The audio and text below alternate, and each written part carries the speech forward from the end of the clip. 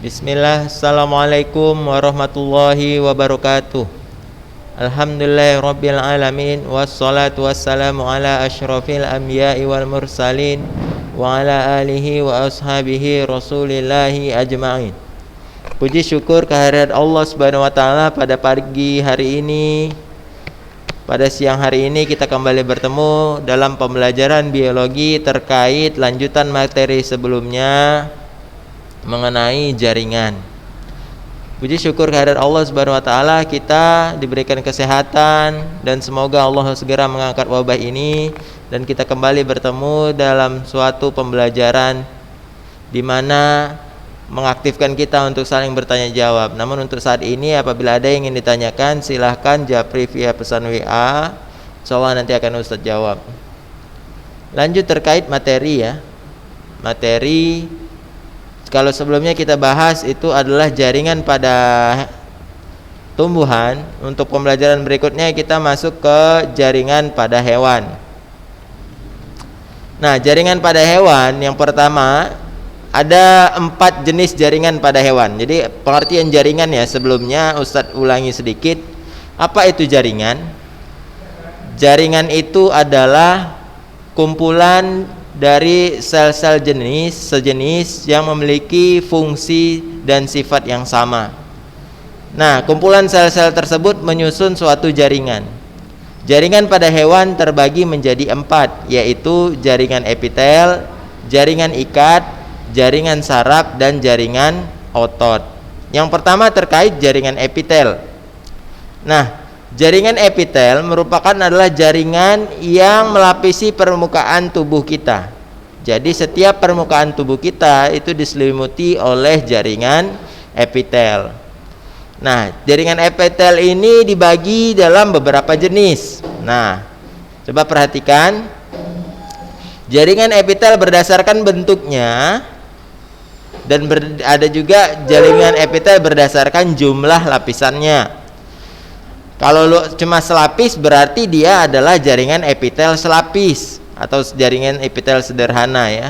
Sedangkan kalau yang berlapis-lapis, banyak dia lapisannya, maka dia termasuk ke jaringan epitel berlapis. Nah, adapun berdasarkan bentuknya dibagi menjadi epitel pipih, epitel kubus, dan epitel silindris. Itu berdasarkan bentuknya. Pipih kalau dia memipih ya. Kubus kalau dia bentuknya petak-petak seperti kubus, sedangkan epitel silindris kalau bentuknya seperti tabung ya. Nah, coba antum semua perhatikan ini baik-baik gitu ya. Terkait mengenai jaringan epitel pada hewan itu sendiri. Nah, epitel yang pertama ada epitel selapis. Nah, epitel selapis itu fungsinya adalah sebagai tempat pertukaran biasanya atau penyerapan. Kenapa dia selapis? Supaya memudahkan proses difusi ya. Makanya contohnya itu pada jaringan epitel ini terdapat di dalam pembuluh darah ya. Kenapa pembuluh darah itu jaringan epitel? Karena di dalam pembuluh darah itu mudah terjadinya difusi ya, khususnya pada pembuluh darah daerah usus halus, karena untuk penyerapan sari makanan terjadi di usus halus. Nah, penyerapan itu adalah berupa senyawa-senyawa yang kita konsumsi masuk ke dalam pembuluh darah. Makanya kalau dia berlapis-lapis nanti kesulitan dia masuknya ya. Makanya kalau dia selapis memudahkan proses difusi itu sendiri. Baru ada pembuluh limpa. Nah, fungsi pembuluh limpa adalah sebagai alat pertahanan tubuh, tempat diproduksinya sel darah putih. Nah, jadi apabila antum semua terjadi luka atau berdarah gitu kan. Nah dari pembuluh limpa ini sel darah putih itu keluar menuju jaringan kita yang rusak untuk membunuh kuman atau bakteri yang masuk. Makanya perlulah epitel pipih selapis. Ada juga epitel pipih selapis itu pada alveoli atau pada paru-paru ya. Ini terjadi untuk memudahkan proses difusi oksigen dan difusi karbon dioksida. Nah, serta filtrasi juga nanti bagian terjadi penyaringan darah ya di pada ginjal. Itu terdapatlah epitel pipih selapis, memudahkan terjadinya difusi ya. Difusi. Jadi oleh karenanya antum semua memahami gitu ya. Jadi letak epitel pipih selapis itu umumnya adalah terletak di daerah-daerah tempat terjadinya difusi.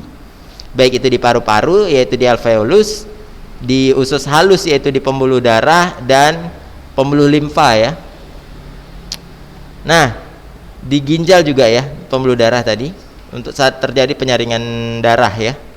Nah, ada epitel pipih berlapis. Namanya berlapis. Kenapa dia berlapis? Tentunya adalah untuk melindungi lapisan atau jaringan yang di dalamnya gitu ya. Makanya biasanya epitel pipih berlapis ini dimiliki oleh jaringan-jaringan yang cenderung mudah terluka gitu ya, ataupun sebagai pelindung bantalan dari adanya gesekan atau luka itu sendiri. Contoh epitel pipih berlapis ini terdapat di rongga mulut, rongga hidung dan kerongkongan. Fungsinya adalah utamanya adalah sebagai pelindung dari apa? Dari gesekan. Ada epitel kubus lapis. Nah, ini dia epitel kubus lapis. Namanya dia kubus lapis. Jadi dia hanya kubus petak, namun dia hanya selapis gitu ya. Nah, itu terdapat di dalam saluran kelenjar ludah, kelenjar keringat, dan saluran pada ginjal. Fungsi utamanya adalah sebagai tempat diproduksinya absorpsi atau sekresi. Proses absorpsi atau penyerapan ya, dan proses sekresi ataupun menghasilkan suatu. Makanya umumnya untuk epitel kubus lapis ini dimiliki oleh suatu kelenjar karena disitulah tempat diproduksinya ya. Gitu. Nah, kemudian ada epitel kubus berlapis. Nah, epitel kubus berlapis ini tersusun atas beberapa lapisan sel-sel berbentuk kubus yang jumlahnya itu berlapis-lapis. Sama seperti halnya epitel pipih berlapis tadi, namun ini bentuknya kubus ya. Namun dia berlapis-lapis. Fungsi utamanya tetap sama kalau epitel kubus berlapis ini atau yang berlapis-lapis itu cenderung sebagai suatu pelindung dari adanya suatu gesekan. Contohnya terdapat di mana? Di mulut, di kerongkongan, di kelenjar keringat ya. Kemudian ada di kulit.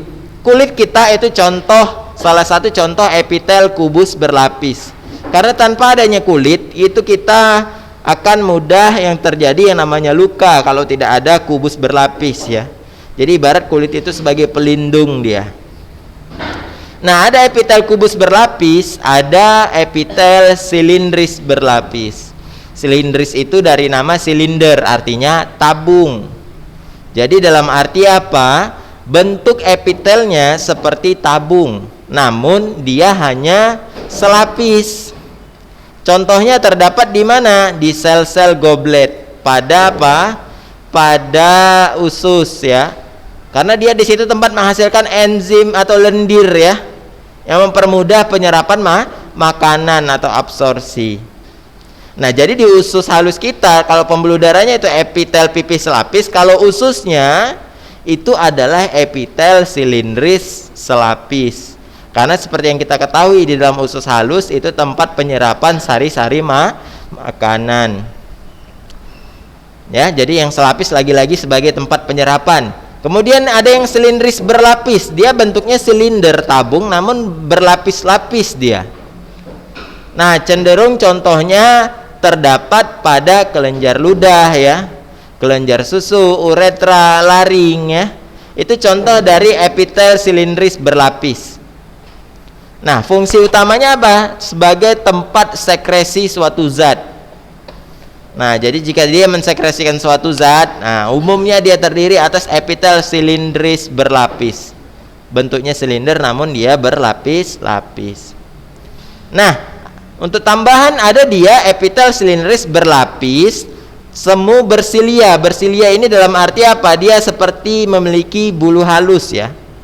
Bulu halus di sini memiliki fungsi tersendiri. Contoh misalnya pada hidung kita ada rambut hidung. Nah, di situ juga tersusun atas epitel silindris berlapis bersemu bersilia. Fungsi rambut hidung adalah untuk menyaring udara. Ada juga berlapis semu bersilia pada tenggorokan kita. Ya, fungsinya apa? Ketika makanan salah masuk yang seharusnya ke kerongkongan masuk ke tenggorokan, muncullah mekanisme tersedak, kita terbatuk ya. Sehingga silia-silia tadi mendorong makanan yang semula salah masuk ke tenggorokan untuk keluar. Itulah kita terpaksa batuk. Makanya kalau ketika kita tersedak, itu makanan bisa keluar kembali ke mulut kita, atau bahkan mungkin keluar melalui hidung kita, karena itu memiliki satu saluran. Ada juga fungsinya itu selain tadi juga menyaring kotoran debu ya, supaya tidak masuk ke dalam paru-paru. Apalagi biasanya kita bernapas di lingkungan misalnya yang terlalu tercemar akan debu ya. Nah, makanya perlu alat bantu tambahan berupa masker untuk tempat-tempat yang berdebu. Kenapa? Karena epitel silia tadi tidak maksimal dalam proses penyaringan. Ada juga epitel silindris berlapis bersilia, itu terdapat di tuba falopi atau saluran indung telur, sebagai tempat terjadinya pembuahan atau fertilisasi. Indung telur terletak di dekat atau sekitar ovarium. Nah, jadi ketika ovum dibuahin, maka calon zigot atau bayi tadi yang dibuahi di saluran indung telur atau tuba falopi akan dibawa menuju uterus rahim untuk dibesarkan. Itu Masya Allah dalam proses penciptaannya ya. Nah, baru ada nanti tambahan adalah epitel transisi. Apa itu epitel transisi? Epitel transisi itu adalah penggabungan beberapa jenis epitel dalam suatu wilayah. Jadi dalam satu tempat itu ada beberapa jenis epitel. Ada epitel selapis, ada epitel kubus, ada epitel silindris. Dia transisi dia. Berbagai macam bentuknya. Nah, umumnya epitel ini adalah gabungan beberapa fungsi. Contohnya terletak di kandung kemih. Nah, kandung kemih itu tempat proses penampungan. Sifatnya harus elastis. Penampung apa dia? Ada yang tahu? Kantung kemih berfungsi menampung hasil pembentukan urin. Baru nanti dikeluarkan melalui saluran ureter. Oke. Nah, berikutnya ada epitel kelenjar. Namanya juga kelenjar, berarti tempat absorpsi suatu zat atau mensekresikan suatu senyawa kimia. Jadi pencernaan misalnya ya, sel-sel epitel itu menghasilkan suatu senyawa berupa lendir kah atau berupa senyawa enzim kah. Nah, jadi epitel kelenjar ini cenderung pada organ-organ yang menghasilkan mensekresikan suatu cairan ya. Contoh pada lambung gitu ya. Nah, fungsinya apa? Untuk menjaga, selain untuk menghasilkan getah lambung, juga menjaga kelembapan permukaan organ pencernaan. Jadi organ pencernaan kita, mayoritas organ pencernaan kita permukaannya itu mengandung epitel kelenjar. Fungsinya apa? Sebagai tempat menjaga kelembapan kelenjar tadi. Nah, berikutnya terkait mengenai kelenjar. Kelenjar tadi kan ada eksokrin dan ada endokrin. Eksokrin dalam arti apa? Dia mensekresikan ke luar epitel. Itu namanya eksokrin. Sedangkan kalau endokrin itu kelenjarnya dia berada di dalam epitel. Makanya biasanya kelenjar endokrin itu disebutlah dia hormon. Karena hormon itu berada di dalam jaringan epitel. Eksokrin itu di luar jaringan epitel. Contohnya apa? Enzim-enzim pencernaan ya. Itu kan dikeluarkan melalui suatu sel, dikeluarkan menuju luar dari organ kan.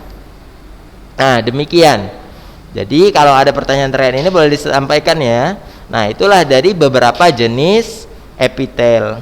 Ada epitel, ada jaringan ikat. Nah, namanya aja udah tahu jaringan ikat. Apa fungsi jaringan ikat? Adalah mengikat dan mendukung suatu jaringan yang lain. Contoh misalnya, kita ada usus kita kan. Usus kita menempel di dalam rongga perut. Nah, kenapa usus kita tidak jatuh ke bawah gitu kan, tertahan oleh gravitasi demikian ya? Nah, kenapa demikian? Pernah nggak muncul pertanyaan seperti itu?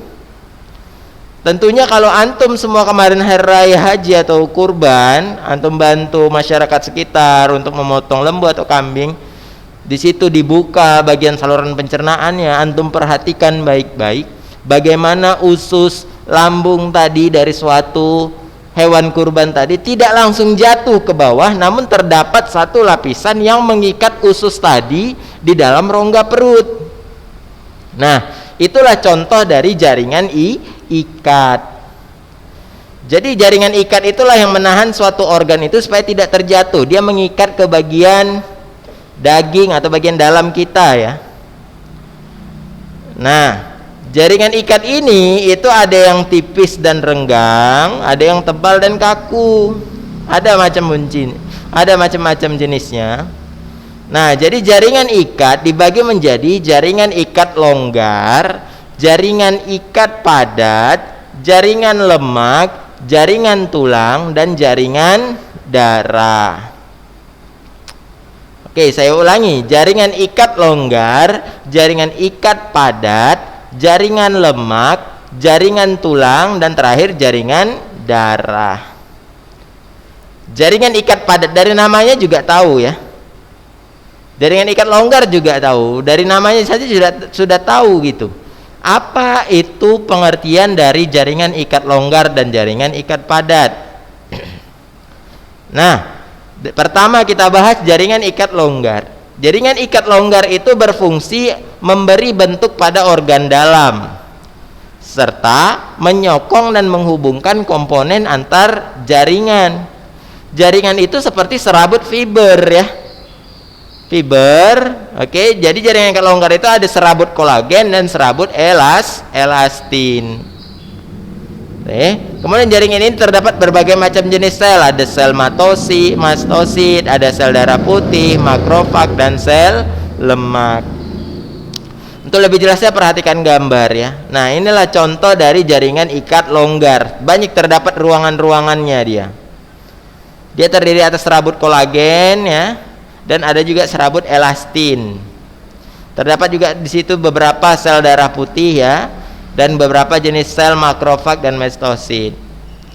Dari situ sudah paham ya pengertian suatu jaringan. Suatu jaringan adalah kumpulan beberapa sel sejenis yang memiliki fungsi dan sifat yang sama. Jadi kemungkinan dan salah satu wilayah pada jaringan ikat longgar itu memiliki fungsi dan sifat yang saling mendukung. Yang kedua, ada jaringan ikat padat. Nah, namanya longgar, lawannya adalah padat. Namanya juga padat. Berarti ikatannya gimana? Lebih kuat, lebih padat dia isinya. Ketimbang tangan tadi kan banyak terdapat rongga ya. Kalau ini padat ya. Nah, contohnya pada otot, jaringan otot. Otot itu terdiri atas serabut-serabut kolagen. Nah, otot-otot tadi terdapat jaringan dinama tendon itu menghubungkan otot dengan tulang. Tendon menghubungkan otot dengan tulang. Sedangkan ligamen menghubungkan antara tulang melalui sendi. Dari situ bisa dibedakan ya antara tendon dengan ligamen. Jadi tendon itu persambungan antara tulang dengan daging, sedangkan kalau ligamen itu persambungan antara tulang dengan tulang yang diperantarai oleh sendi. Penyusunnya juga sama, mengandung serabut kolagen. Kalau yang longgar tadi kan ada kolagen, ada elastin. Elastin itu lebih fleksibel dia. Kalau kolagen itu lebih padat, lebih kaku ya. Nah, makanya jaringan ikat padat kandungan utamanya itu lebih dominan ke ke serabut kolagen. Sedangkan kalau ikat longgar tadi kolagen berpaduan dengan elastin. Ada juga jaringan lemak. Nah, jaringan lemak terdapat di bawah kulit kita. Fungsinya adalah sebagai tempat menimbun cadangan lemak. Makanya untuk orang-orang yang cenderung gemuk gitu ya, jaringan lemaknya lebih tebal dia. Sehingga melindungi dari adanya benturan dan mencegah terjadinya patah tulang. Gitu ya. Jadi jaringan lemak itu terletak di bawah kulit. Jadi cadangan makanan kita, glukosa kita yang kita timbun dalam tubuh kita disimpan di dalam bentuk jaringan lemak. Oke. Nah, jadi jaringan-jaringan lemak itu sebenarnya terisi berdasarkan apa yang kita konsumsi juga. Jadi untuk makanan-makanan berlemak, karbohidrat ya, protein dan lemak itu sendiri diubah dan dicadangkan dalam suatu jaringan lemak. Ciri-cirinya apa jaringan lemak? Perhatikan gambar. Ya, sel-selnya berukuran besar ya. Kemudian terisi oleh tetesan-tetesan lemak ya. Demikian. Baru ada jaringan tulang. Nama juga jaringan tulang. Tulang itu dibagi dua, tulang rawan dan tulang keras. Tulang rawan cenderung dia sifatnya elastis atau fleksibel ya, tersusun atas senyawa kondrosit. Tulang rawan atau kartilago itu memiliki lakuna yang cukup banyak dan dia terdiri atas beberapa jenis. Ada tulang rawan hialin, tulang rawan elastin, dan tulang rawan fibrosa. Ada 3 jenis tulang rawan elastin, tulang rawan elastin, hialin, elastin, dan terakhir tulang rawan ya fibrosa atau serabut. Nah, jadi masing-masing memiliki sifatnya berbeda-beda. Ada kandungan dominan antara antara fibrosa dengan hialin ya. Nah, tulang rawan hialin berbentuk tulang rawan yang matriksnya tidak mengandung serabut. Tulang rawan hialin tuh. Contohnya pada cuping hidung. Cuping hidung sama telinga itu kemungkinan sama ya. Tulang rawan elastin, bentuknya fleksibel, elastin, lentur. Nah, sedangkan fibrosa contohnya pada sambungan tulas antar tulang belakang. Dia cenderung sifatnya kaku ya. Kaku. Adapun tulang rawan fibrosa itu tulang rawan matriksnya memiliki serabut kolagen yang padat sehingga tulang rawan ini kaku dan liat. Jadi kalau tadi elastin banyak mengandung hialin sehingga bentuknya lentur ya, elastis. Sedangkan kalau dia kolagen bentuknya lebih kaku dia. Nah, baru ada jaringan tulang rawan, ada jaringan tulang keras. Tulang keras tadi kalau tulang rawan disebut kartilago dengan penyusunnya adalah kondrosit. Maka kalau tulang keras tersusun atas osteosit. Nah, osteosit ini siapa yang buat? Osteosit ini Allah yang ciptakan melalui osteoblast. Ya. Nah, barulah penyusun tadilah menyusun kanalikuli. Di dalam tulang keras terdapat sistem Haffers atau biasa disebut sumsum tulang ya, diproduksi atau peremajaan darah ya, khususnya darah merah. Makanya kalau antum semua makan ayam goreng yang nggak gitu matang, cenderung di dalam paha itu terdapat warna kemerahan, gitu ya. Nah, jadi perbedaan antara jaringan tulang rawan atau tulang lunak dengan tulang keras sebenarnya penyusunnya. Kalau tulang lunak atau tulang rawan itu kondrosit, kalau tulang keras dia osteosit. Berarti kalau tulang keras itu terdapat sistem Haffers atau terdapat sistem pembuluh darah sebagai nutrisi bagi tulang. Sedangkan kalau tulang rawan itu tidak mengandung pembuluh darah atau sistem Haffers. Berikutnya ada jaringan darah. Nah, Ustaz, darah rupanya jaringan. Iya, darah itu jaringan. Karena pengertian jaringan adalah kumpulan beberapa sel sejenis dan memiliki bentuk dan fungsi yang sama. Sel darah aja ada berapa? Oke, kita mulai. Darah itu dibagi menjadi 3 jenis sel. Ada darah merah, darah putih, dan keping darah. Darah merah disebutlah eritrosit. Darah putih disebutlah leukosit. Darah atau keping darah disebutlah trombosit. Masing-masing memiliki fungsinya. dan mereka dikumpulkan dalam suatu cairan darah, disebutlah dia plasma darah. Jadi darah kita sendiri itu sebenarnya adalah contoh suatu jaringan, walaupun terlihat dia cair, encer seperti air, namun jika diamati dengan mikroskop dia terdiri atas beberapa sel. Oke, ini berbagai macam bentuk sel darah ya. Nah, ini sel darah putih dan sel darah merah. Sel darah putih disebutlah dia leukosit yang terdiri atas neutrofil, basofil, limfosit, eosinofil dan monosit. Sedangkan sel darah merah disebutlah dia eritrosit. Berdasarkan bentuknya tentu antum semua bisa bedakan ya. Kalau leukosit atau sel darah putih memiliki inti sel di dalamnya. Sedangkan kalau sel darah merah dia tidak memiliki inti sel. Dia bentuknya bikonkav, cekung gitu. Ini lihat pada gambar.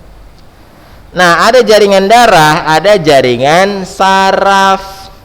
Nah, saraf itu terdiri atas beberapa jenis atau beberapa sel saraf. Nah, sebutan sel saraf disebutlah dia neuron. Oke, dalam satu neuron terdapat badan sel, terdapat akson, terdapat dendrit ya. Nah, fungsinya adalah sebagai perangsang atau pengantar impuls saraf. Oke.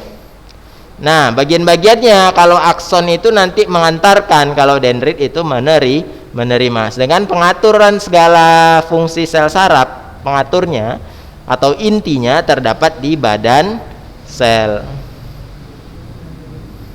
Oke, sampai sini ada pertanyaan? Oke, silahkan japri pesan WA ya jika ada pertanyaan. Berikutnya ada jaringan otot. Nah, otot manusia itu umumnya terdiri atas 3 jenis jaringan otot. Ada otot jantung, namanya juga otot jantung, berarti dia penyusun organ jantung. Ada otot polos. Nah, kenapa polos? Karena bentuknya polos dia, seperti lancip memanjang atau gelendong bahasanya. Nah, otot polos ini cenderung kerjanya itu sama dengan otot jantung, dia tidak sadar, namun berbeda tekstur. Kalau jantung dia bercabang dan teksturnya itu kaku ya, karena fungsinya itu untuk memompa darah. Sedangkan kalau dia otot polos, dia sifatnya elastis, cenderung pipih. Kenapa? Karena fungsinya itu tempat penyerapan ya. Itu dia. Nah, makanya otot polos itu penyusun saluran-saluran pencernaan kita. Kalau antum semua hobi makan ampela misalnya, kan ada usus ayam, itu yang kita makan sebenarnya adalah otot polos. Gitu ya. Sedangkan kalau jantung namanya otot jantung. Kalau antum misalnya kurban ada dikasih daging jantung sapi, antum makan daging sapi, daging jantung sapi sama tekstur usus sapi itu teksturnya berbeda. Kenapa? Karena otot penyusunnya beda. Oke? Nah, sampai sini paham ya. Nah, kerjanya juga kalau kebetulan otot jantung dan otot polos itu sama-sama tidak sadar atau involunter. Dia tidak berdasarkan perintah otak. Apa ciri-cirinya otot yang bekerja tidak berdasarkan perintah otak? Antum pernah nggak kelupaan jantungnya berdetak? Nah, itu dia, berarti otot jantung dan otot polos itu adalah tanpa sadar, oke, diatur dalam otak, proses pengerjaan kerjanya otot tadi gitu. Nah, sedangkan otot satu lagi adalah otot rangka. Nah, otot rangka itulah otot sadar atau volunteer. Dia harus bekerja berdasarkan kesadaran kita atau atas dasar perintah otak. Kalau otak tidak memberikan perintah gitu ya, dan otot rangka tidak bergerak, itulah ciri awal gejala mulanya penyakit stroke. Kemungkinan impuls saraf menuju itu terhambat. Oke, demikian. Nah, jadi untuk jenis-jenis otot ini nanti dipelajarin di sistem gerak lebih jelas ya. Nah, oke, mungkin itu aja untuk pembelajaran materi kelas 11 terkait jaringan pada hewan. Nah, untuk tugasnya sebagai bahan review jaringan tumbuhan yang kemarin gitu ya. dengan jaringan hewan. Nah, Ustadz berikan tugas pengerjaan selama seminggu. Itu ada soal di bagian halaman ya, ini dia di halaman 28 ya. Halaman 28, di situ ada 4 pertanyaan. Oke. Itu boleh dikerjakan ya. Itu ada 4 soal. Nah, pengerjaannya seminggu, silahkan dikerjakan baik-baik, tulis soalnya, kemudian jawab, tulis dengan rapi di buku latihannya. Oke. Mengenai jaringan tumbuhan 4 ya. Jaringan tumbuhan.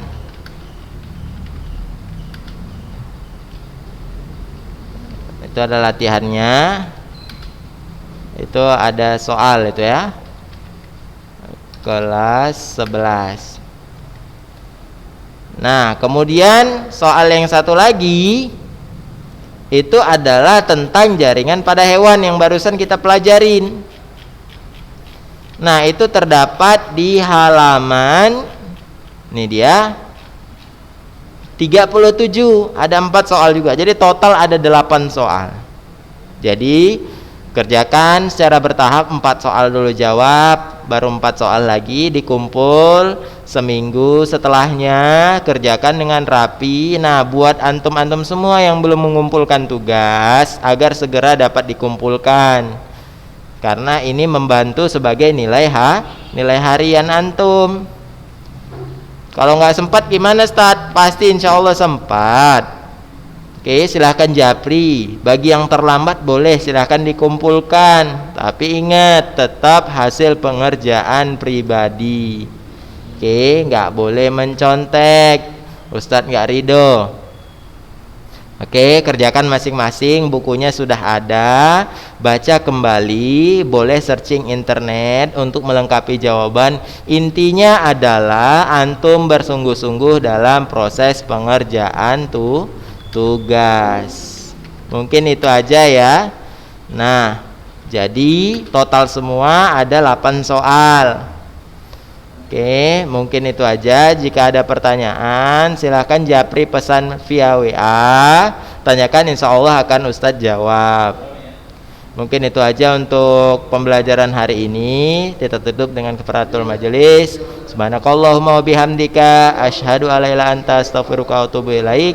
Assalamualaikum warahmatullahi wabarakatuh.